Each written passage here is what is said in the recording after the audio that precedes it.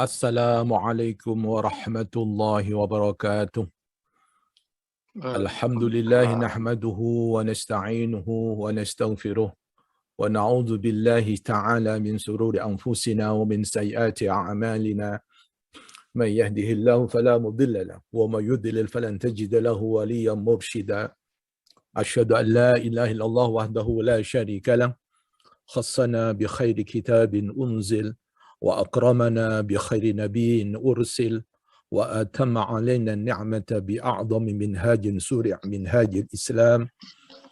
Al-yawma akmaltu lakum dinakum wa atamamtu alaikum ni'mati wa raditu lakumul Islam dina wa ashhadu anna sayyidana wa imamana wa uswatana wa habibana wa qaida darbina Muhammadan abdullahi wa rasuluh. أدى الأمانة وبلغ رسالة ونصح للأمة فجاهد في الله حق جهاده حتى أتاه اليقين وتركنا على محجة البيضاء ليلها كنهارها لا يزيغ عنها إلا هالك من يطع الله ورسوله فقد فاز فوزا عظيما ومن يعص الله ورسوله فقد ضل ضلالا مبينا. اللهم صل وسلم على هذا الرسول الكريم وعلى آله وصحابته وحينا اللهم على سنته وأمتنا على ملته واحشرنا في زمرته مع الذين أنعمت عليهم من النبيين والصديقين والشهداء والصالحين حسن أولئك رفيقا. سبحانك لا علم لنا إلا ما علمتنا إنك أنت العليم الحكيم. اللهم آرنا الحق حقا وارزقنا اتباعه وآرنا الباطل باطلا وارزقنا اجتنابه. Amma ba'du, Bapak Ibu rahimakumullah, alhamdulillah dengan izin Allah kita bisa bersilaturahim kembali melalui Zoom tiap Jumat malam. Mudah-mudahan pertemuan ini membawa berkah, maunah dan maslahah untuk kita semua. Bapak Ibu, malam ini kita mencoba untuk bertukar pikiran, berdiskusi tentang salah satu dimensi manusia, yaitu dimensi spiritual. Nah, bagaimana kita mengenal manusia, diri kita lebih utuh, lebih lengkap, nah agar kita bisa mengoptimalkan, memaksimalkan potensi kita, terutama dalam mewujudkan cita-cita kita, mencapai tujuan kita, dan juga bagaimana kita menghadapi berbagai ujian masalah kehidupan ini. Nah, agar kita kuat, karena hidup ini butuh energi, butuh kekuatan, baik pada tingkat individu maupun kolektif, negara juga begitu. Nah, tentu kita ingin mencoba untuk menyingkap sumber-sumber kekuatan itu. Nah, agar kita tidak mengalami satu hal yang bias. Kita sering melihat satu anomali-anomali, keanehan-keanehan di dalam kehidupan.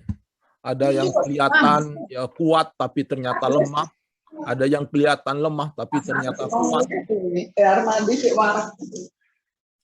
Mohon bantu Bu Rektor untuk di mute ya.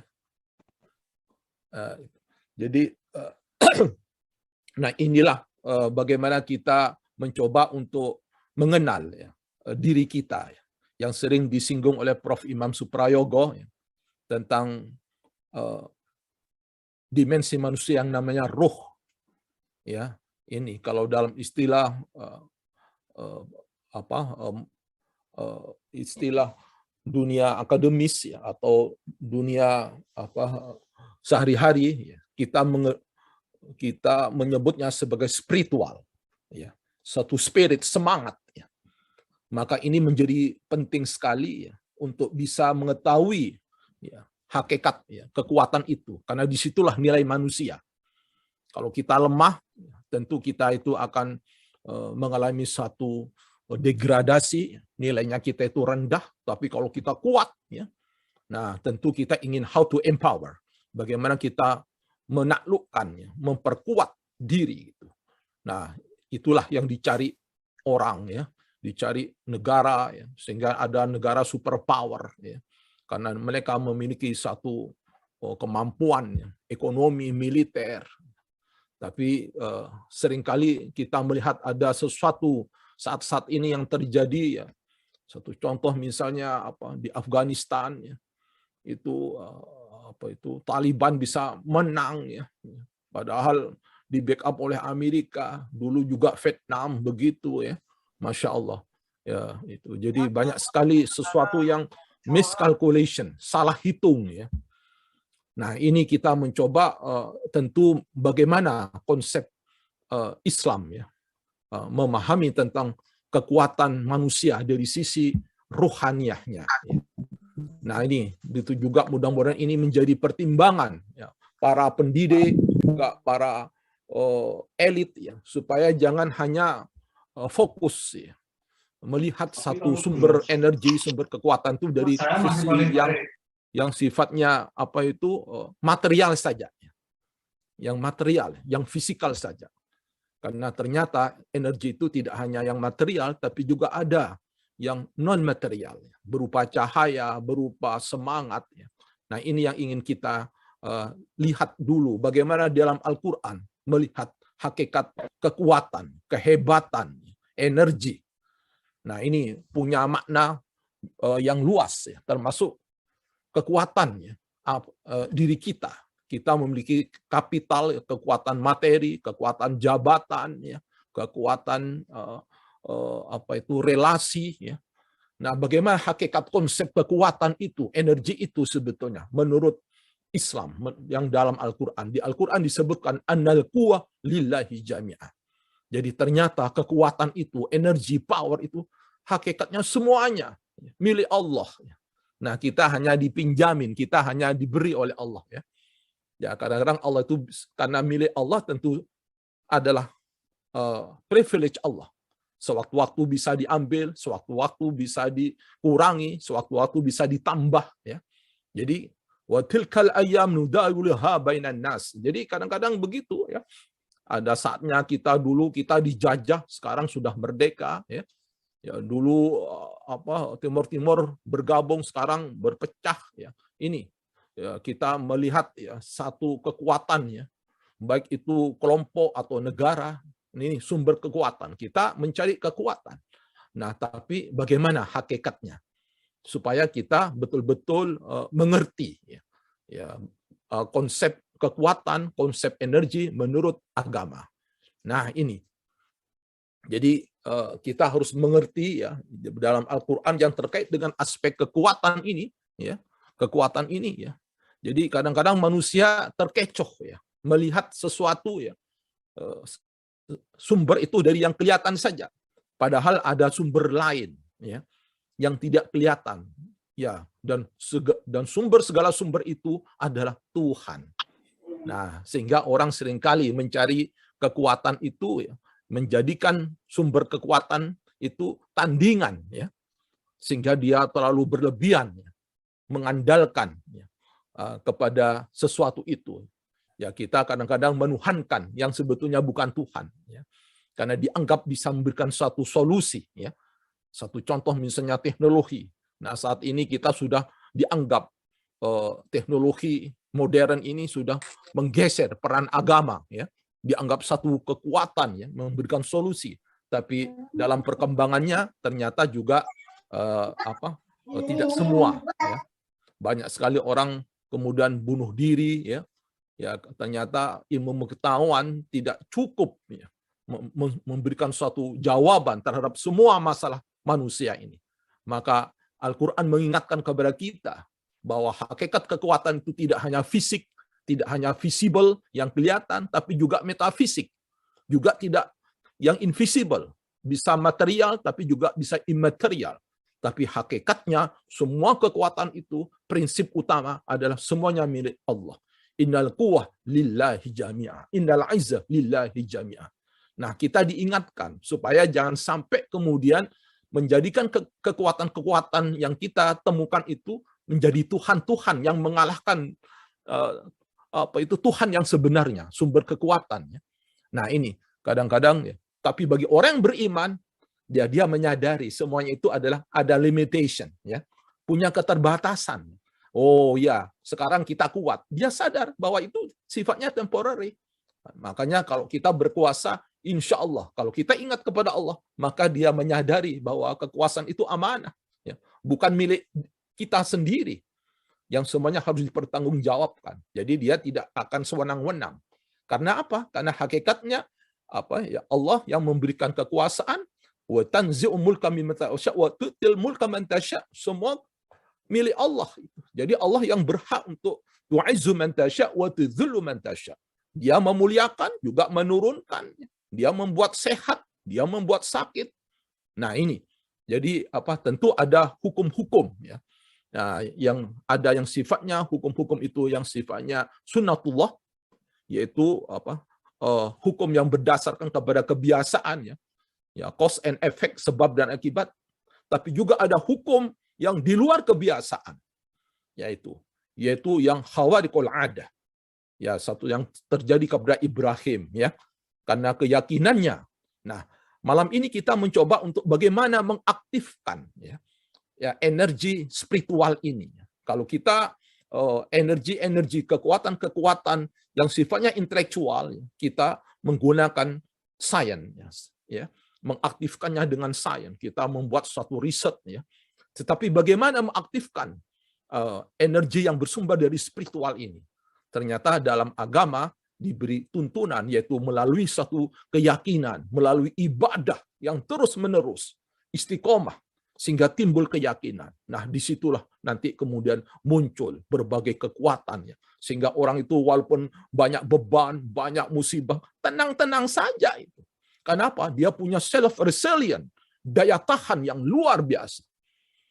Bagi orang yang lain mungkin sudah ambruk, sudah stres, ya. Tapi bagi mereka yang memiliki suatu kekuatan yang invisible power, ya, kekuatan yang tidak kelihatan, maka dia tenang saja. Gitu. Nah, ini yang perlu kita pikirkan, bagaimana kita mencoba menggali berbagai potensi untuk menghadapi tantangan ke depan itu tidak hanya bersumber kepada yang material saja. Betapa sering kita lihat sesuatu yang kelihatan kecil, ya, tapi bisa seperti perang Uhud. Jumlah waktu itu ya kecil sekali, tidak banyak, ya, dibandingkan dengan orang kafir, tapi ternyata bisa mengalahkan yang besar dengan izin Allah. Kam min fi'atin qalilatin ghalabat fi'atan katsiratan biiznillah. Nah, ini banyak sekali memberikan satu inspirasi kepada kita. Begitu juga Nabi Musa dengan Harun pada saat diperintahkan oleh Allah untuk bertemu dengan Firaun, dia takut dia itu. Tapi kemudian oleh Allah diberi satu keyakinan, jangan takut, aku yang mendengarkan, aku melihat, aku bersamamu, aku mendengar dan melihat. Nah, ini keyakinan ini. Masya Allah, sehingga hilanglah keraguan itu, hilanglah ketakutan itu. Nah, begitu juga Nabi Muhammad dalam hidup ini tidak mungkin sepi dari ujian, cobaan. Nah, ini kita harus mengambil pelajaran. Kenapa Nabi Ibrahim itu berhasil, ya? Karena dia yakin. Nah, yakin ini akan menumbuhkan keberanian. Tapi kalau kita ragu, akan menumbuhkan ketakutan. Nah, makanya di saat masa-masa kritis, kita harus yakin, fafiru ilallah. Dan Allah membisikkan kepada Muhammad. Selanjutnya Muhammad membisikkan kepada Abu Bakar, la tahzan, jangan takut, jangan sedih. Nah, ini dalam hidup kita ini biasa itu, yang namanya ujian, kadang-kadang nggak punya uang, kadang-kadang musibah, kadang-kadang bangkrut, kadang-kadang Masya Allah, ya ini macam-macam. Nah, ini Rasulullah asyadul ibtila. Jadi kalau dibanding dengan Rasulullah itu nggak ada apa-apanya kita. Itu. Tapi kenapa para nabi itu hebat? Nah, karena mereka punya spiritual power, yaitu kekuatan rohaniah. Nah, ini. Kenapa di Al-Quran sudah jelas itu. Jadi Allah itu Maha Suci, pemegang semua kekuasaan itu. Besok di Yaumul Qiyamah itu, ya tinggal Allah itu menggulung berbagai samawat matwiyat biyaminihi, oleh Allah digulung, ya. Jadi planet-planet, matahari, bintang-bintang yang jumlahnya bermiliar-miliar, yang besar ya. Ya, itu kalau Allah sudah berkehendak, itu inna dzalika 'alallahi yasir. Bagi Allah nggak ada yang sulit. Nah, ini satu pelajaran kepada kita ya. Kalau kita lari kepada Allah, maka kita akan mendapatkan satu energi ya. Energi ya. Yang kadang-kadang unthinkable, nggak bisa dipahami dengan akal ya. Tidak bisa dipahami dengan science. Karena itu adalah sesuatu yang sifatnya metaphysical ya. Itu adalah keyakinan. Nah, tapi Al-Qur'an mengajarkan kepada kita ya. Betapa kita, nenek moyang kita dulu hanya bermodal bambu runcing, tapi dengan puasa, dengan doa, ya, Masya Allah, kita bisa berhasil mengusir penjajah yang memiliki kekuatan fisik, ya, senjata yang luar biasa. Di Afghanistan juga begitu ya. Ya, apa adanya, seadanya senjata, tapi ternyata bisa mengalahkan superpower ya. Masya Allah ya itu. Nah, itu. Jadi ini satu renungan kepada kita itu. Bagaimana kita harus menyadari bahwa hakikat kekuatan, sumber kekuatan itu adalah Allah yang selama ini neglected ya, ignored, kita abaikan, kita remehkan ya, dan kita lupa karena kita hanya melihat sesuatu itu yang lahiriah saja. Ya, padahal agama mengajarkannya bahwa ya, karena memang sains tidak mampu menjangkau ya, punya keterbatasan, maka agama masuk ya, sesuatu yang sifatnya gaib, sesuatu yang sifatnya invisible. Nah, ini memerlukan bagaimana mengaktifkan kalau kita ingin memperoleh intellectual power, kita harus belajar, harus banyak membaca, kita harus banyak riset ya gitu ya.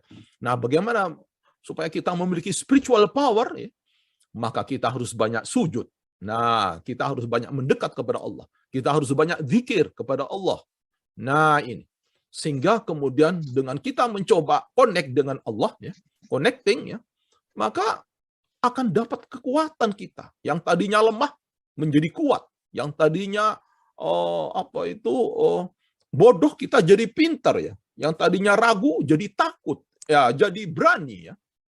Nah, ini karena kita banyak dekat dengan Allah ya, maka Allah akan menolong kita. Dan apa janji Allah? Kalau Allah sudah menolong kita, yansurkumullah fala ghaliba lakum. Nah, ini. Jadi kalau Allah sudah menolong, nggak ada yang bisa menghadang. Nggak bisa. Masya Allah. Gitu. Jadi nggak bisa. Siapapun. Nah, ini harus memberikan satu keyakinan kepada kita bahwa agama mengajarkan energi. Ya. Nah, ini mohon Bu Rektor, mohon di mute ya. Nah, tapi sebaliknya kalau kita sudah tidak ditolong oleh Allah, adakah yang bisa menolong kita? Semuanya punya keterbatasan. Makanya bagi orang yang beriman, kalau kita bersandar itu adalah bersandar kepada Allah. Nah, ini kita diajarkan wa 'alallah falyatawakkalul mu'minun. Orang yang punya keimanan itu bersandarnya kepada Allah total. Tapi kalau kepada yang lain itu terbatas gitu loh. Satu contoh misalnya kita punya kekuasaan, punya jabatan, sadar dia. Ya, sehingga pada saat jabatan itu lepas ya nggak pengaruh. Karena dia menyadari itu. Nah, jadi dia pesan, misalnya dia punya harta hilang ya nggak pengaruh ya. Tapi kalau kita bersandar kepada sesuatu yang material itu bisa naik, bisa turun, bisa muncul, bisa datang, maka pada saat itu hilanglah kita, turunlah kita. Nah, oleh itu kita harus melakukan transformasi, switch, satu shifting, grid shifting, mengalihkan. Tidak hanya kita bersandar kepada yang material, yang kelihatan, yang visible, tapi juga kepada yang invisible, yaitu Allah. Nah, orang-orang dahulu memberikan contoh, para nabi, para ulama dahulu, dengan apa? Dengan mendekat kepada Allah. Nah, ini hanya kepada Allah. Nah, ini. Jadi al-amru kita di sini menunjukkan kita diperintah ya, dianjurkan supaya kita ini bersandar kalau kepada yang kuat. Wa may tawakkal 'ala Allah fa huwa hasbuh. Wah, ini luar biasa. Wa balighu amri. Nah, tapi kalau kita bersandar kepada manusia, paling ya presiden paling 5 tahun, paling 10 tahun. Setelah itu ya sudah. Gitu. Kepada menteri juga. Tapi kepada Allah, tidak hanya di dunia, sampai di akhirat nanti dia itu aman. Masya Allah. Nah ini. Jadi ini memang spiritual ini suatu yang ruhani ya. Ini sama seperti sains juga ya, diberikan kepada siapapun ya.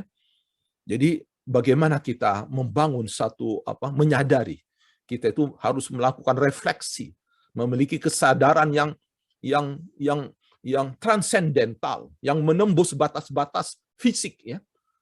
Kita harus merenung ya, apa hakikat hidup ini, ya, dari mana ini ya.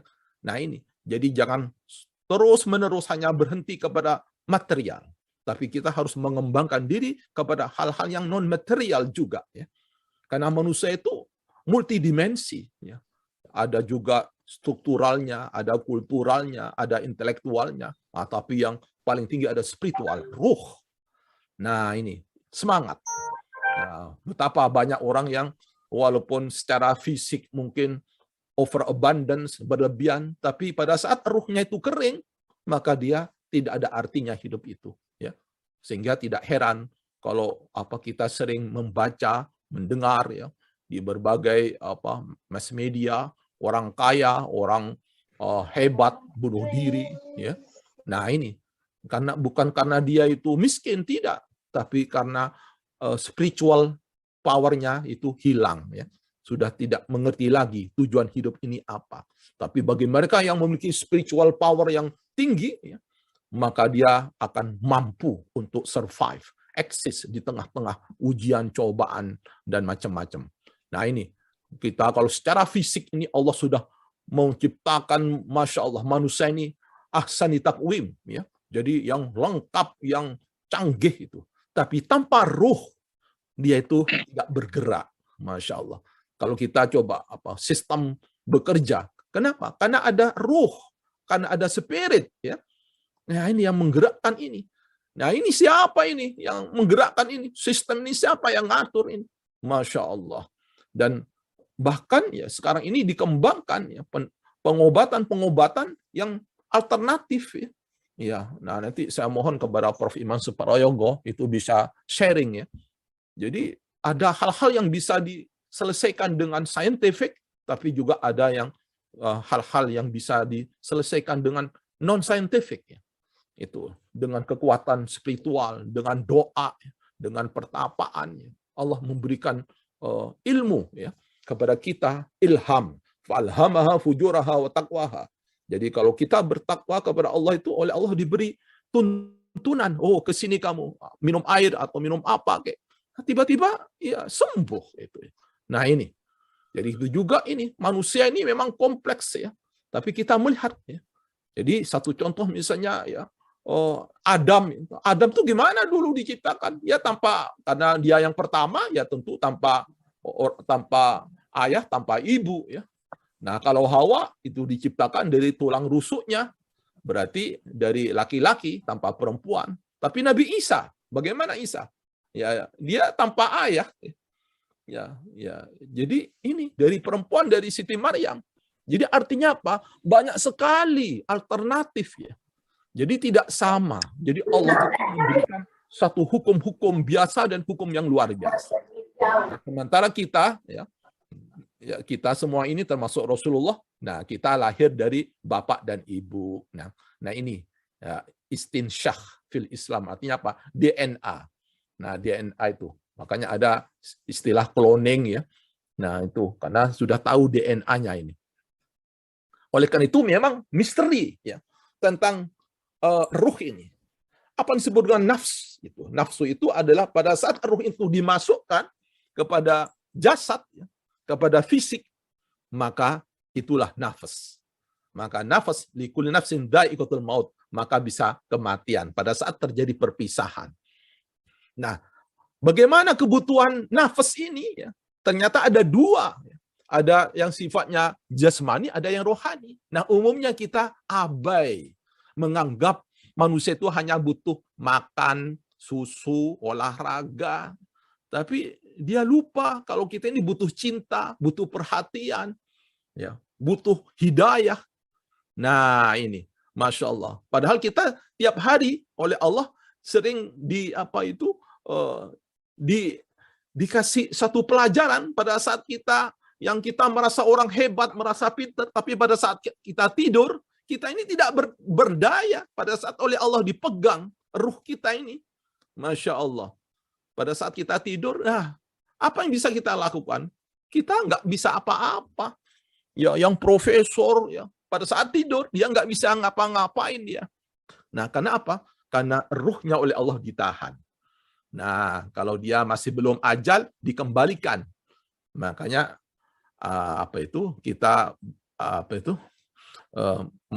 berdoa istawa, ya Allah, kita pada saat kita bangun, ya Allah yang telah menghidupkan kita dari kematian. Jadi yang namanya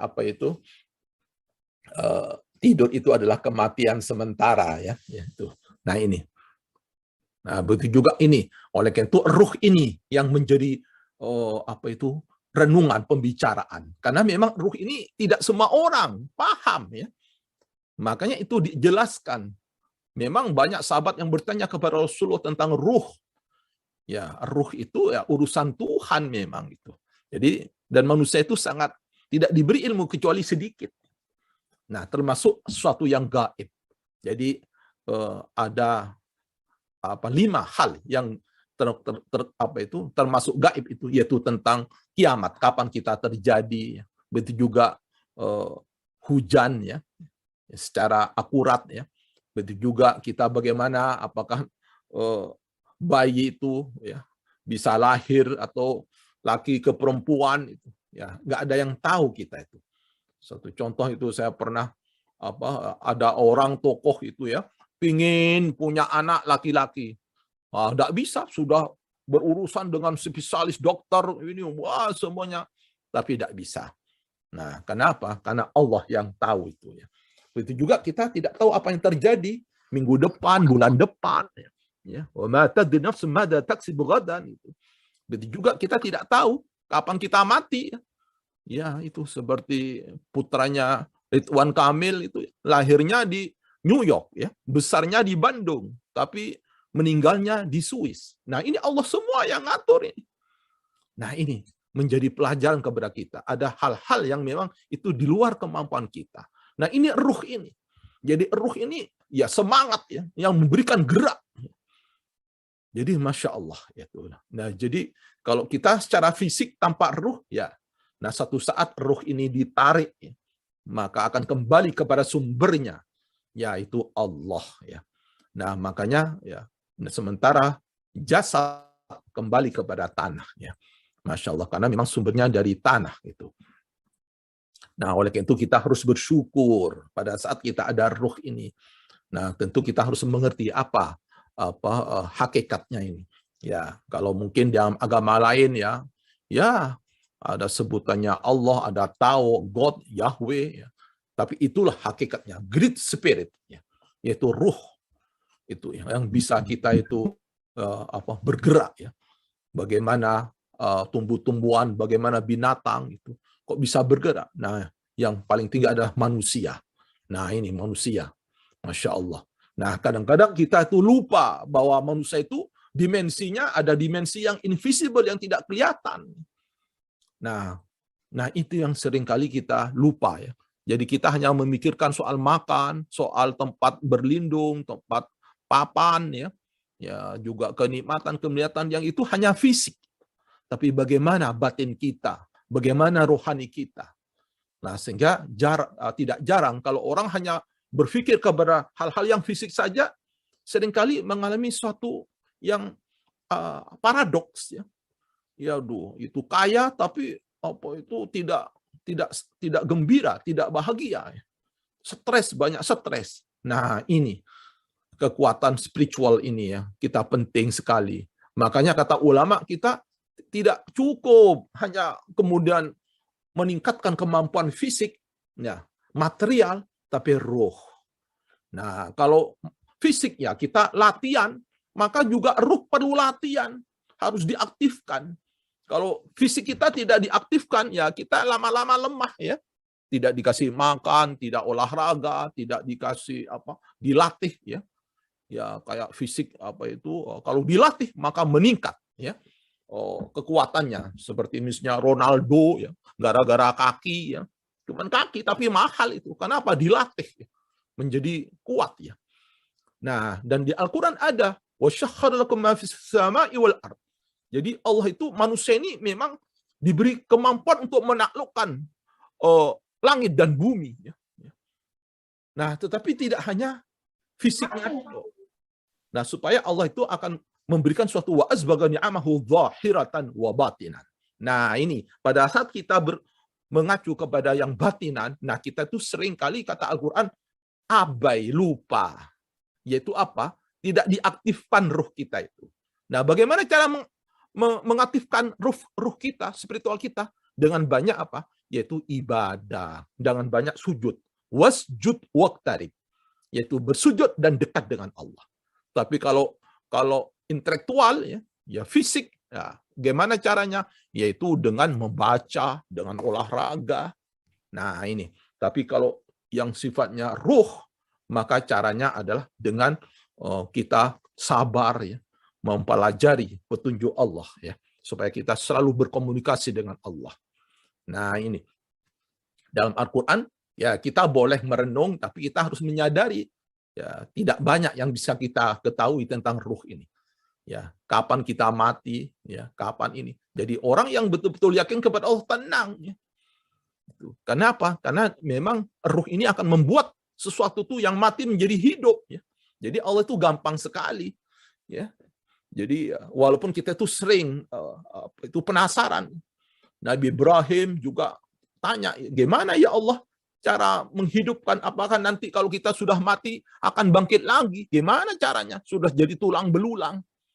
Nah, itu ya. Nah, bagi kita wah nggak nyampe karena manusia punya human limitation, punya keterbatasan. Tapi Allah, Masya Allah, innaka ala kulli syai'in qadir, maha kuasa. Masya Allah. Nah, inilah. Nah, sekarang bagaimana mengaktifkan ini kekuatan rohaninya. Nah, ini saya mencoba untuk mengambil pandangan dari seorang ulama besar namanya Syekh Yusuf Qaradawi. Jadi ternyata kalau kita ini memiliki satu keikhlasan, ya ikhlas itu artinya apa? Betul-betul kita fokus kepada Allah, menyadari, ya, maka ini akan menjadi suatu kekuatan yang luar biasa. Artinya apa? Ya kita itu punya harta itu dari Allah, punya ilmu dari Allah. Ya. Jadi betul-betul menjadikan Allah itu sumber segala sumber. Nah, tapi yaitu dengan apa? Dengan ikhlas. Ikhlas itu artinya bersih, fokus ya, kepada Allah. Nah, bagaimana tentang power, hakikat power ini digambarkan dalam sebuah hadis. Suatu saat pada saat Allah itu menciptakan bumi, ya, pada saat terhampar bumi, kemudian Allah menciptakan gunung, ya. Maka para malaikat ya bertanya, ya, ini, ya Allah, apakah ada yang lebih kuat dari gunung ini? Karena gunung ini yang menjadi pasak bumi. Ya, kayak pasak bumi. Maka kemudian Allah menjawab, iya ada. Yaitu apa itu? Ya Allah, yaitu adalah hadid, baja, itu besi. Besi ini bisa memotong gunung ya. Jadi besi ini kuat. Nah, malaikat bertanya lagi, adakah yang lebih hebat dari besi ini? Ada, kata Allah ya, dalam dialog dengan malaikat, yaitu apa? Api. Karena api itu dengan api bisa lebur besi baja yang kuat dengan api jadi lebur. Kemudian bertanya lagi malaikat, adakah ciptaan engkau ya Allah yang lebih hebat dari api? Masya Allah, api bisa melebur besi baja yang kuat. Ya, Allah menjawab, iya ada. Apa itu ya Allah? Yaitu air. Wah, dengan air itu Masya Allah bisa padam ya. Ya, takluk. Api dengan air takluk. Nah, kemudian bertanya lagi, adakah yang lebih dahsyat lagi ya Allah dari api? Ada. Dari air? Ya ada, yaitu angin rih. Nah, dengan angin itu, maka air bisa bergerak.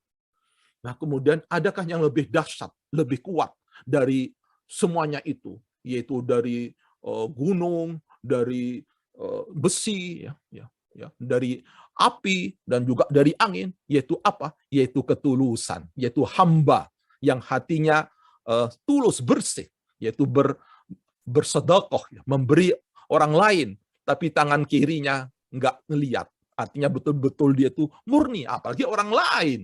Itu kadang-kadang kita ini kan suka pamer, pingin dilihat orang, pingin didengar orang. Padahal apa gunanya orang kita didengar orang? Apa gunanya kita dilihat orang? Nah, ini orang yang orientasinya keimanannya masih rendah, dia ingin perhatian orang. Nah, di kita ini, padahal kalau kita ingin diperhatikan Tuhan, maka kita itu akan menjadi kuat. Nah, ini yaitu seorang hamba yang hatinya selalu ingin dilihat oleh Allah, melakukan sesuatu karena Allah. Nah, ini yang akan dahsyat, melebihi dari gunung, melebihi dari kekuatan besi, baja, melebihi dari kekuatan api, air juga, dan angin, Masya Allah. Coba kalau sudah api sudah ngamuk, bagaimana kalau sudah air sudah ngamuk? Masya Allah, kita sering melihat berita itu, wah, air tumpah ke daratan jadi tsunami, api membakar, subhanallah. Angin, wah, bisa memporak-perandakan. Adakah yang lebih kuat dari itu? Yaitu hati manusia yang bersih, yang betul-betul ikhlas karena Allah. Nah, ini kekuatan kalau kita bisa ikhlas. Nah, ini diajarkan kepada kita, bagaimana kita ini harus mulai mulai mengembangkan, bagaimana kita itu mendidik diri kita, keluarga kita, anak kita menjadi tulus. Artinya apa? Mulai bergeser kepada Allah. Nah, ini. Jadi begitu juga ada di dalam kisah lagi, ini dalam Al-Ihya itu. Jadi ada seseorang yang abid. Orang abid itu orang yang alim, orang yang khusyuk kepada Allah dalam sebuah kampung itu. Tiba-tiba melihat, ada pohon yang disembah, oleh orang masyarakat itu. Nah, orang abid ini dia terpanggil untuk merubah, masyarakat. Wah, ini kok seperti Nabi Ibrahim dulu juga begitu, ada patung disembah. Nah, maka kemudian Nabi Ibrahim kemudian menghancurkan patung ini. Ini begitu juga gitu. Ada orang menyembah pohon, kemudian maka orang itu, seorang abid itu yang ahli ibadah itu kemudian ambil kampak, kemudian dia memotong pohon itu. Nah, tapi ada setan, Nah, iblis kan biasa kalau ada orang berbuat sesuatu yang baik itu pasti dihalangi. Nah, saat itu iblis berupa manusia, wujud manusia yang menghalang-halangi itu bisa dikalahkan. Ya, itu Masya Allah. Tapi satu saat iblis itu tidak putus asa, maka dia bernegosiasi, mencari cara kepada orang yang ahli ibadah itu. Gimana kamu tuh kalau kamu memotong pohon, maka banyak pohon, masa mau pohon semuanya mau dipotong, nanti orang akan pindah ke tempat yang lain. Gimana nggak usah aja kamu memotong pohon itu, saya tak kasih duit. Nah, karena setan itu nanti kamu kalau pulang, kalau kamu nggak jadi ini, nanti saya kasih kompensasi, dikasih dinar, Nah, akhirnya dan kamu bisa kasihkan kepada orang miskin, ke orang miskin. Jadi itu lebih bagus daripada kamu ini ribut-ribut begini. Akhirnya termakan oleh bujukan setan itu. Maka si abid itu yang ahli ibadah itu kemudian melihat pulang ke rumah, ternyata betul di rumahnya itu, di balik bantalnya itu ada dinar, uang, bisa hari, 2 hari, 3 hari. Nah, Udah. Setelah beberapa kemudian ya, nah ternyata tidak ada lagi ya. Maka kemudian marah si Abid itu. Abid kemudian dia itu mencoba untuk menebang pohon itu. Nah, akhirnya dilawan, dihadang oleh oleh iblis itu ya, yang berupa manusia. Dan ternyata tidak bisa dikalahkan iblis. Maka kemudian dikalahkan itu orang Abid itu. Kemudian tanya seorang Abid, kenapa kemarin kamu bisa mengalahkan saya? Ya, kenapa kamu tuh dulu bisa saya kalahkan? Kamu takluk kepada saya, tapi sekarang saya takluk kepada kamu. Apa kata iblis? Karena saat itu kamu marah bukan karena kepentingan materi, tapi karena Allah. Ya. Jadi ya itu. Tapi sekarang kamu kepentingannya berbedanya itu. Kenapa kamu bisa dikalahkan? Karena kamu kepentingannya kepentingan materi. Nah, inilah yang kemudian harus menjadi pelajaran kepada kita. Rasulullah juga begitu. Rasulullah pada saat menyampaikan suatu kebenaran, maka berbagai macam rintangan dan ujian ya datang bertubi-tubi, baik dengan secara halus, ancaman ya, ancaman tidak bisa. Nah, dengan halus ya para pemuka Quraisy datang kepada Rasulullah. Hei Rasulullah, ya udah kamu nggak usah menyebarkan agama. Kamu nanti mau apa kamu? Mau cewek? Mau harta? Mau kedudukan? Nah, itu loh. Jadi terjadilah negosiasi. Tapi Rasulullah karena punya ketulusan, maka apa jawaban Rasulullah? Wallahi, la wada'u syamsa fi yamini, andaikan saja mereka bisa menaruh matahari di tangan kananku dan bulan di tangan kiriku agar aku berhenti untuk melaksanakan tugas ini, mataraktuhu, aku tidak mungkin meninggalkan sampai akhirnya saya ini menang atau saya hancur. Nah, ini luar biasa ini. Ini menunjukkan ketulusan. Jadi ini adalah suatu pelajaran kepada kita. Kalau kita motivasi, orientasi kita itu betul-betul karena Allah, maka itu akan menimbulkan spiritual power yang luar biasa. Nah, kadang-kadang kita itu kan tidak, motivasinya jabatan, ya, motivasinya apa itu, Masya Allah, ini Rasulullah itu. Jadi ternyata berbagai pujian dengan diuji dengan ancaman, ya kalau orang tulus itu nggak pengaruh ya. Ya ini Rasulullah ya. Jadi kaum kafir Quraisy waktu itu para raja, para suku ya, kemudian bermusyawarah gimana ini caranya untuk menghadang Rasulullah itu.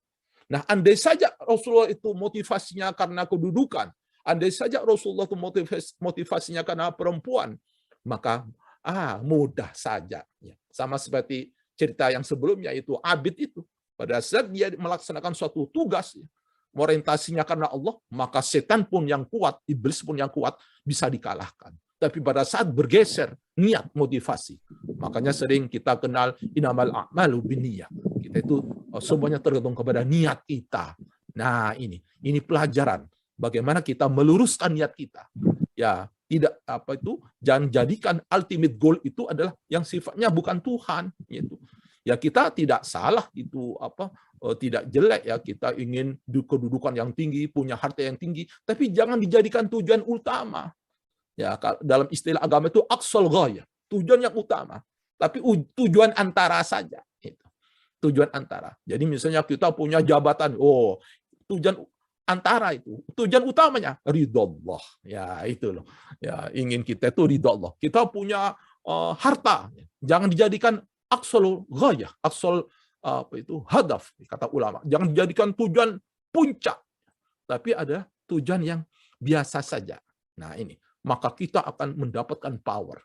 Nah ini, maka itulah jawaban Rasulullah pada saat dirayu untuk menghentikan melaksanakan visi dan misinya, maka jawaban Rasulullah itu, ya hanya ada dua pilihan, saya hancur atau saya menang. Wah, ini ada sikap mental ya. Itu. Wallah la wada'u syamsa fi yamini wal qamara fi samili ala an tatruka hadzal amr ma taraktu hatta yadhharahu Allah aw ahlaka dunah. Jadi Masya Allah, ini luar biasa. Nah, oleh karena itu artinya apa? Kita tidak peduli orang melihat kita ini, wah, orang itu kita itu melihat apa itu orang apa itu takwa, orang mengatakan kita ini orang hebat, orang penjahat atau apa, nggak peduli kita. Penilaian orang itu bisa ini ya, tidak terlalu berpengaruh. Dipuji ya itu kita nggak berpengaruh. Tapi kalau kita motivasinya bukan karena Allah, kadang-kadang kita itu larut dengan pujian atau juga sebaliknya dengan ancaman. Nah, oleh karena itu bagaimana cara mengaktifkan spiritual power itu? Maka rahasia hubungan kita dengan Tuhan itu harus dibangun. Sehingga apa? Kita tidak mudah terkecoh oleh orang-orang yang suka memuji kita, tapi juga kita tidak mudah kecil hati dengan orang yang mencela kita. Nah, kenapa? Kalau kita dilatih terus, maka dalam diri manusia itu ada basiroh. Nah, ini ada semacam alat apa ya? Basiroh. Bisa menangkap, bisa tahu. Wah, ini nggak benar. Ini begini, ini begini. Masya Allah. Jadi ruh kita ini oleh Allah diberi kemampuan ya. Nah, oleh karena itu kita harus menyadari ya. Walaupun kita berusaha, tapi hakikat usaha itu hanya terbatas ya. Jangan kita merasa menang ya karena usaha kita. Kita harus menyadari bahwa itu juga ada bantuan Allah ya. Jadi kalau kita misalnya menang dalam perang ya, bukan kita yang menentukan ya, sebenarnya Allah. Pada perang Hunain ya, jumlah umat Muslim banyak sekali tapi kalah. Karena apa? Karena spiritual power-nya rendah sekali. Motivasinya untuk ghanimah, pampasan perang ya. Bukan karena Allah ya. Jadi tidak ada dampaknya gitu quantity. Jadi kita idealnya dua-duanya ya, quantity juga quality, tapi yang utama adalah quality. Nah, oleh itu kita tidak boleh mudah putus asa kalau menghadapi berbagai ujian ya, karena kita orientasinya wartarju minallah ya, kita orientasinya, harapan kita itu Allah ya. Jadi bukan kemenangan itu sendiri, bukan harta itu sendiri. Nah, oleh itu kita memang perlu ya kita itu memfokuskan itu ya, karena kekuatan spiritual itu akan datang pada saat lama sabaru. Nah, itu pada saat kita ini sabar, dan sabar itu akan wama sabru illa billah, dan tidak mungkin kita sabar kalau kesabaran itu tidak dikarunia oleh Allah. Makanya dalam Al-Quran kita diajarkan Rabbana afri alaina sabra, ya Allah curahkan kita kesabaran. Dengan kesabaran ini Masya Allah kita akan dekat dengan Allah ya, dengan connect, sehingga ya sering kita lihat dalam kehidupan ini sesuatu yang kecil bisa mengalahkan yang besar dengan izin Allah. Nah, ini kam min fi'atin qalilatin ghalabat fi'atan katsiratan biiznillah. Nah, oleh itu wallahu ma'as sabirin. Nah, kalau kita sabar ya, tidak mudah mengeluh ya. Nah, ini gigih ulet ya, maka pertolongan Allah akan datang. Nah, ini berbagai ayat ya, bagaimana contoh-contoh Nabi Ibrahim ya mendoakan kita itu bisa menjadi pemimpin ya, baik pemimpin untuk umat Islam maupun yang manusia. Caranya apa? Ya dengan kesabaran ya. Dengan kesabaran melaksanakan hukum-hukum Allah, dengan melaksanakan perintah Allah, maka kita akan diberi suatu kualitas ya. Nah, oleh Allah akan di-upgrade ya kemampuan kita itu ya. Nah, oleh karena itu kita dalam rangka untuk mengaktifkan ya kekuatan-kekuatan itu ya, kita dianjurkan banyak berzikir dan banyak berdoa. Tapi orang yang banyak berzikir itu akan mendapatkan yang jauh lebih banyak daripada orang yang cuma minta saja kepada Allah ya. Berdoa tapi dia tidak beribadah ya, ibadahnya kurang, tidak mengabdi ya. Yaitu. Makanya dalam Al-Qur'an itu iyyaka na'bud wa iyyaka nasta'in. Jadi ibadah itu mengabdi dulu, berjuang dulu, baru ya, minta. Jadi artinya apa? Kalau orang orientasinya melaksanakan kewajiban ya itu. Nah, baru nanti oleh Allah akan dikasih haknya. Nah, sekarang ini kan yang terbalik, yang dikembangkan di dunia barat itu adalah human right ya. Jadi hak-hak manusia, ya, bukan apa itu human responsibility, human obligation, tanggung jawab, ya, kewajiban. Nah, agama mengajarkan supaya kita itu mendahulukan melaksanakan kewajiban kita. Nah, oleh karena itu kita untuk mengaktifkan dimensi spiritual kita harus banyak sabar, dan tidak mungkin kita itu sabar kalau kita ini nggak banyak ibadah. Dan kita juga banyak berdoa sehingga nanti kelemahan itu akan menjadi kuat, ya. Masya Allah, ini ada doa-doa yang dari ulama-ulama, ya, agar kita itu menyadari, ya, bagaimana merubah dari powerless menjadi powerful, bagaimana kita itu dari hina dalil menjadi izzah, menjadi mulia, ya. Bagaimana kita itu miskin, kita itu menjadi apa itu kaya. Nah, itu adalah suatu proses, ya.